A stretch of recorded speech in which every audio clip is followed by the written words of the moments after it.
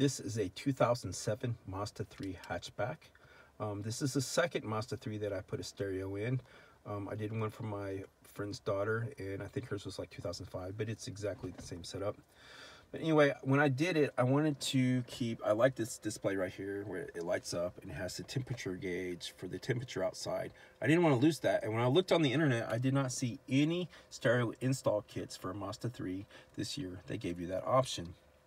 And I was wondering how I could keep it. And to my surprise, I was able to keep it very easily. Well, easier than I thought. I thought I was going to have to do some wiring, but I did not. And on this display behind here, this whole trim right here, this trim comes off. And this display behind here is actually connected to the old stereo.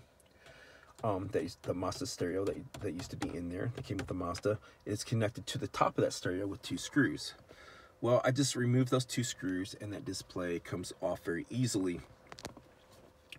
And what I did was I took the old stereo and laid it on its back on a table, and where it was facing up. And I took this display and reattached it because it's only attached to the old stereo with 2 screws. So I took those 2 screws out. I didn't use it. What I did was I put wood screws in there, reattached it to where this display was facing up, completely flat, facing up, as flat as I could get it.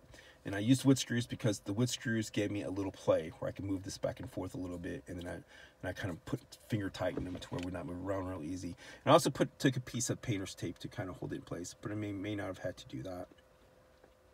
But anyway, I did it the hard way, and but it worked out. But actually, this black part inside here does come off. If you look behind there, it comes off from this trim. But what I did was I took the whole trim with the black plastic thing on there. And I laid this part, because this part is laying flat on top, facing up on top of the old stereo on a table. And this part was, I've laid this part on top of here completely flat as I could on top of this display. And that part, I put a bunch of DVD cases, and anything I could find that make it just the right height.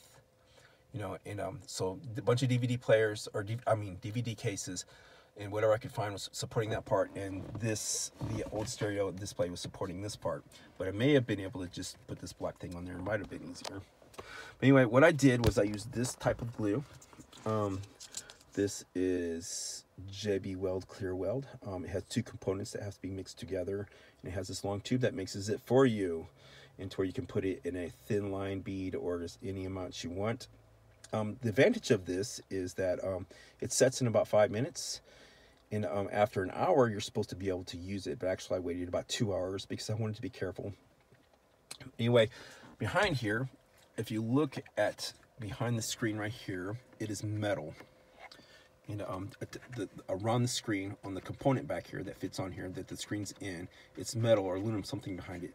I took some sandpaper, and because glue does not stick as well to something that's smooth. It sticks better to stuff that's rough.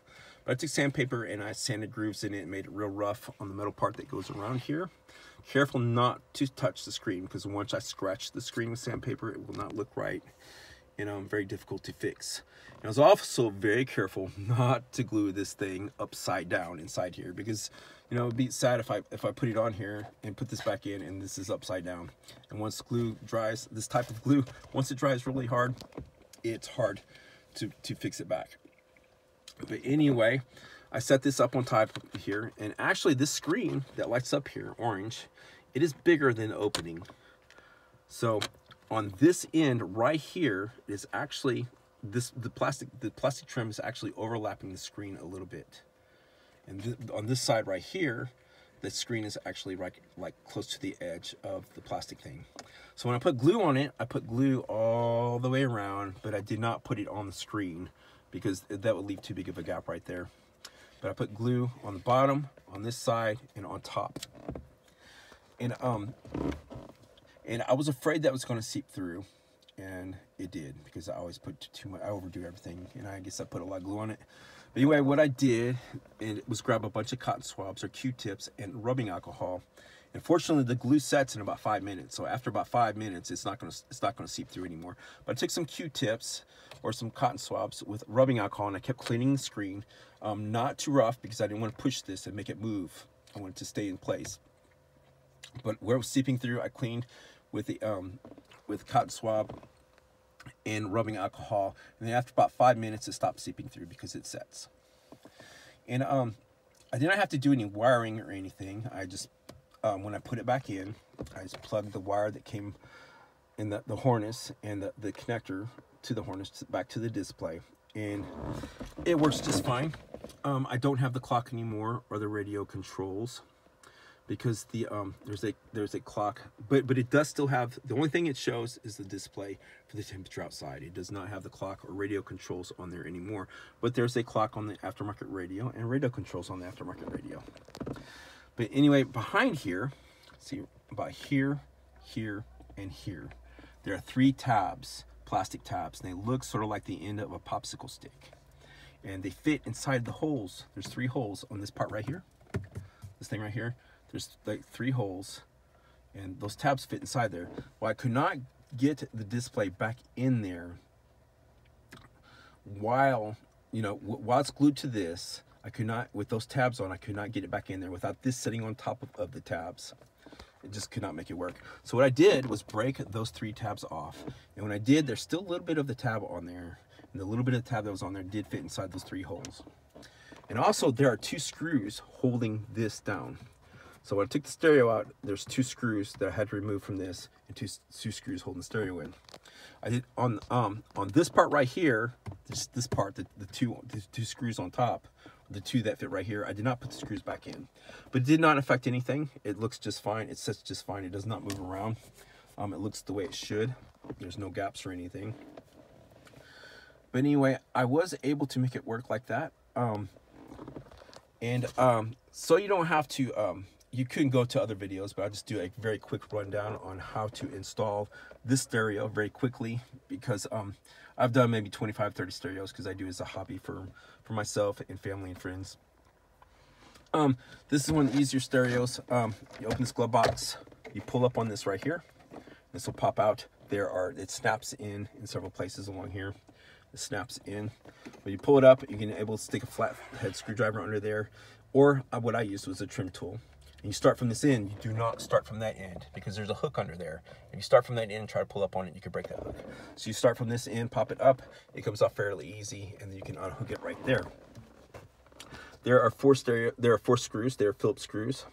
There are 2 in here and two on top of here. There are only 2 holding the stereo in because it sets inside something down here. Tabs that set inside it, and then 2 screws holding it on top.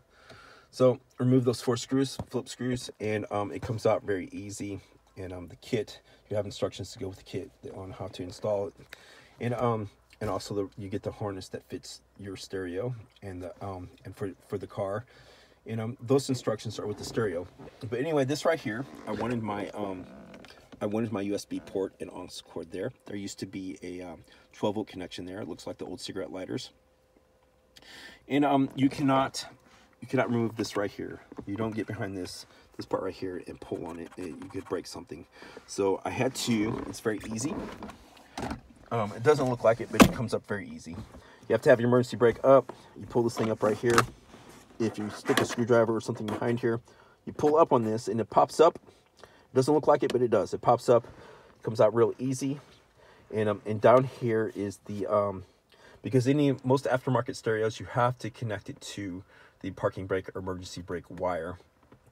And anyway, the parking brake wire is down here, but I did not do that.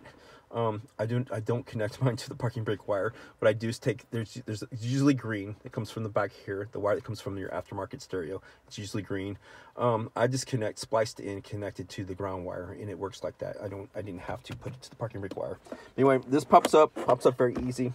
And then once this is off right here, that you can get under here and pop this up. Now, if you have a standard or a stick shift, you may have to unscrew this, but I did not. This is an automatic. And then you get under here and pop this up, and this pops up really easy. Comes off around it really easy. And then you pull this out where the ashtray is, and you can pull this out. Now, this is the display for the seat for the airbags. Now, if I undo this harness, if I disconnect this, probably nothing's going to happen, but I was careful anyway because I installed the stereo in another car, and you cannot, anything that has to do with the airbags, you don't want to unplug the harness without the battery disconnected. You should have the batteries connected if you're going to unplug any harnesses, because you could set the airbag off. But anyway, I didn't need to unplug it to this light, but I did unplug the harness and the connector that goes to this.